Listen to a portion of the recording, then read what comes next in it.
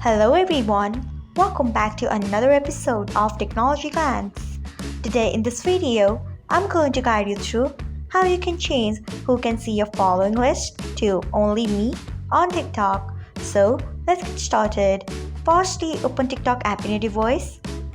Then tap on your profile icon if you haven't. Next tap on three lines icon. After that, tap on settings and privacy. Next tap on privacy. Then scroll until you find following list. Next tap on it. After that, you can see the option of only you. Tap on it. So this is how you can change who can see your following list to only you on TikTok. Thanks for watching. If you found this guide helpful, we would love it if you hit the thumbs up button below. We upload great new tech tutorials like this one every day, so do not forget to subscribe to our channel and hit the bell icon so that you will never miss another update.